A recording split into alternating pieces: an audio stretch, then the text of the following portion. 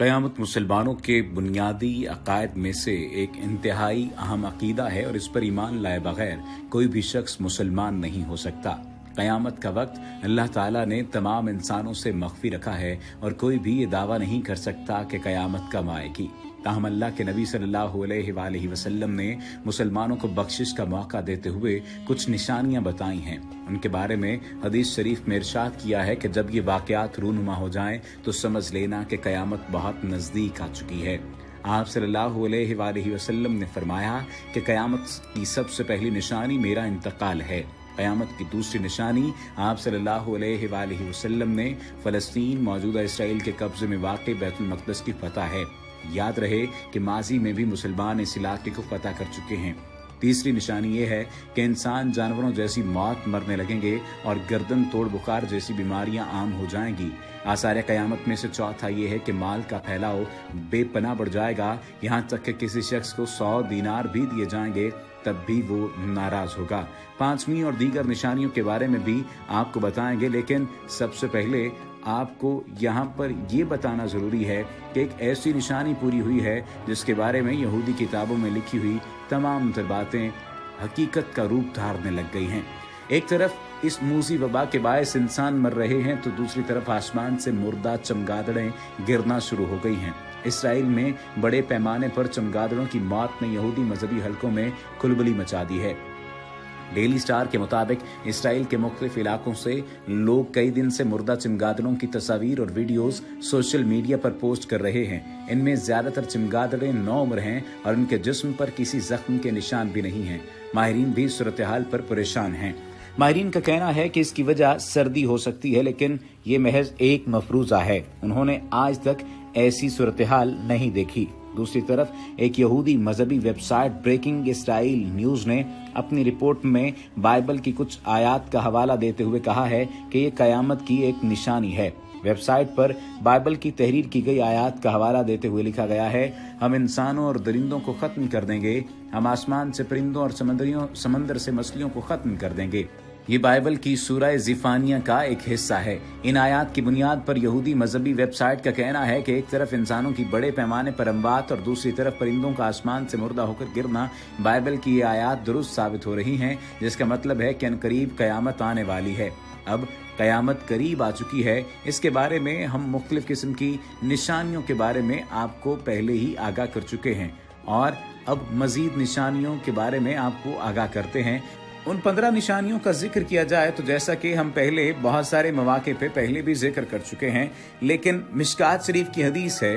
हज़रत अबू हुरैरा रज़ी अल्लाह तआला अन्हु कहते हैं कि रसूल करीम सल्लल्लाहु अलैहि वसल्लम ने फरमाया, जब माल गनीमत को दौलत करार दिया जाने लगे और जब ज़कात को तावान समझा जाने लगे और जब इल्म को दीन के अलावा किसी और गरज से सिखाया जाने लगे और जब मर्द बीवी की अतात और माँ की नाफरमानी करने लगे और जब दोस्तों को तो करीब और बाप को दूर किया जाने लगे और जब मस्जिद में शोरगुल मचाया जाने लगे और जब कौम व जमात की सरदारी इस कौम व जमात के फासिक शख्स करने लगे और जब कौम व जमात के लीडर और इस कौम व जमात के कमीने और रजील शख्स होने लगे और जब आदमी की ताजीम उसके शर और फितने के डर से की जाने लगी और जब लोगों में गाने बालियों और साजो बाजों का दौर दौरा हो जाए और जब शराबें पी जाने लगे और जब इस उम्मत के पिछले लोग अगले लोगों को बुरा कहने लगे, उन पर लानत भेजने लगे, तो उस वक्त तुम इन चीज़ों के जल्दी जाहिर होने का इंतजार करो। सुर्ख यानी तेज व तुंद और शदीद तरीन तूफानी आंधी का और जलजले का और ज़मीन में धंस जाने का और सूरतों के मस्ख तब्दील हो जाने का और पत्थरों के बरसने का।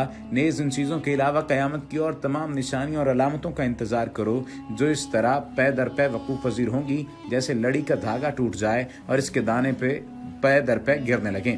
हज़रत अली रज़ी अल्लाह तआला अन्हु कहते हैं कि रसूल अकरम सल्लल्लाहु अलैहि वसल्लम ने फरमाया, जब मेरी उम्मत इन 15 बातों में कि जिनका जिक्र ऊपर की हदीस में हम पहले कर चुके हैं मुब्तला होगी तो उस पर आफतें और बलाएं नाजिल होंगी।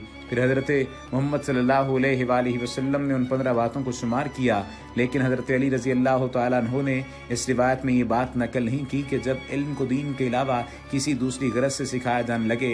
हज़रत अली रज़ी अल्लाह तआला अन्हु ने यह नकल किया कि जब आदमी अपने दोस्त के साथ एहसान मुरव्वत और अपने बाप के साथ जोरो जफा करने लगे और जब शराब पी जाने लगे और रेशम पहना जाए। यहाँ ये मुनासिब मालूम होता है कि क़यामत तक की आने वाले चंद अहम वाक़यात व इलामात की तरफ सरसरी और अजमाली इशारा हो जाए تاکہ حدیث کے تمام اجزاء اور سارے پہلو قارئین کے سامنے آ جائیں۔ قیامت کی علامات دو قسم پر ہیں، جس طرح کہ پہلے ہم ویڈیو کے آغاز پر بتا چکے ہیں، علامات صغرا اور علامات کبریٰ۔ امام مہدی کے ظہور تک قیامت کی علامات صغرا ہیں، امام مہدی کے ظہور کے بعد نفخ صور تک قیامت کی علامات کبریٰ ہیں اور پھر قیامت ہے۔ اس باب کی پہلی حدیث میں قیامت کی علامات صغرا کا کچھ بیان موجود ہے اور دیگر احادیث میں بھی تفصیل ہے۔ وہاں یہ بھی ہے کہ دنیا میں باطل نظریات عام ہو جائیں گے، عیسائیت کا بہت سارے ملکوں پر غلبہ ہو جائے گا، پھر کچھ عرصے بعد ابو سفیان کے نام سے ایک شخص پیدا ہو جائے گا جو سادات کا قتل عام کرے گا، پھر مسلمان بادشاہ عیسائیوں کے ایک فریق سے صلح کر لے گا اور دوسرے سے لڑائی لڑے گا، عیسائی فرقہ بھی مسلمان بادشاہ سے مل کر عیسائیوں کے مخالف دھڑے سے لڑے گا،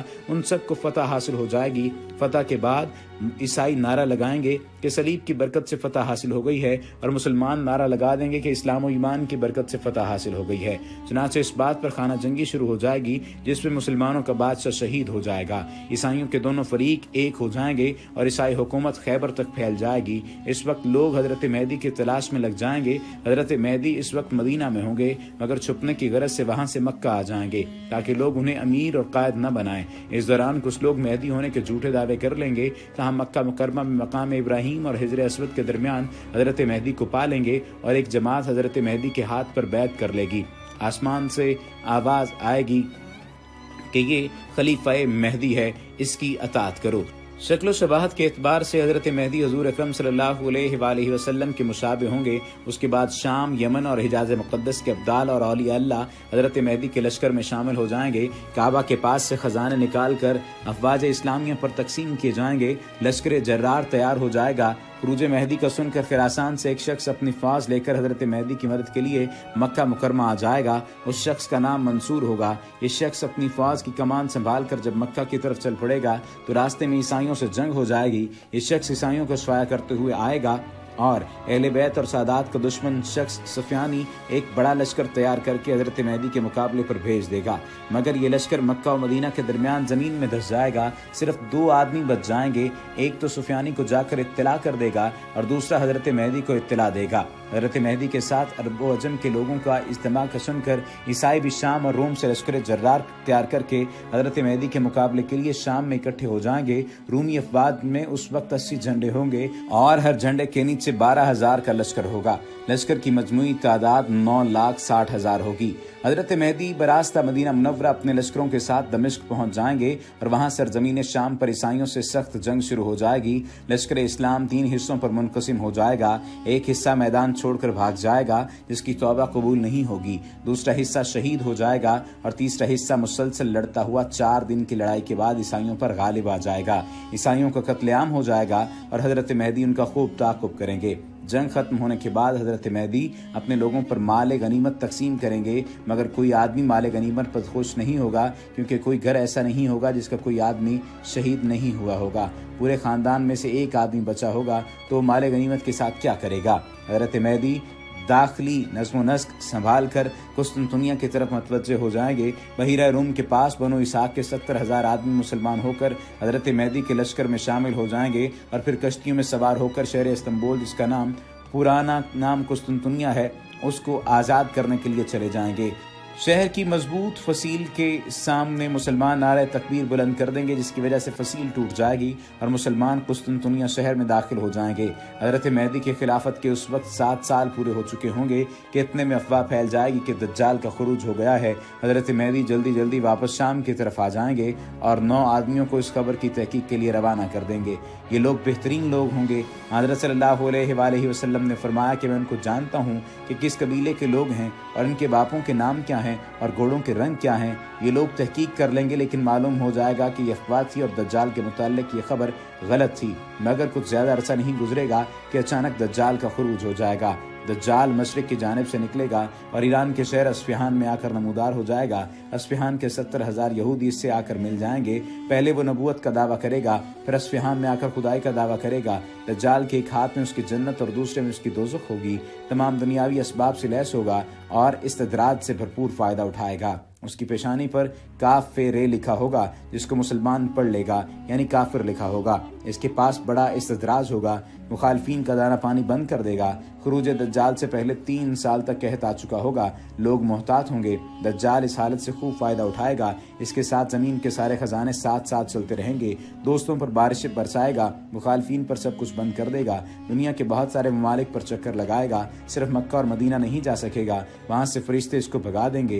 ये फिर शाम की तरफ मतवज्जे होगा। वहाँ मेहदी जंगी तैयारियों में मसरूफ़ होंगे। असर की अजान हो चुकी होगी कि हज़रत ईसा अलैहिस्सलाम 2 फरिश्तों के कंधों पर हाथ डाले हुए आसमान से दमिश्क की जामे मस्जिद के मशरकी मीनार पर जलवा अफरोज़ हो जाएंगे और सीढ़ी मंगा कर नीचे आ जाएंगे और फिर हज़रत मेहदी से मुलाकात हो जाएगी। हज़रत मेहदी उनको नमाज पढ़ाने का कहेंगे और फौजी कमान संभालने की दरख्वास्त भी करेंगे, मगर वो इनकार करेंगे और कहेंगे कि इमामत उस उम्मत के हाथ में होगी, मैं सिर्फ दज्जाल को मारने के लिए आया हूँ। जुमे के दिन नमाज असर के बाद हज़रत ईसा अलैहिस्सलाम दज्जाल पर हमला कर देंगे और लश्कर इस्लाम दज्जाल के लश्कर पर हमलावर हो जाएगा। शदीद जंग के बाद दज्जाल शिकस्त खाकर भाग जाएगा। हज़रत ईसा अलैहिस्सलाम इसका ताक़ुब करेंगे और बाब लुद में जाकर उसको नेज़ा मार कर कत्ल कर देंगे।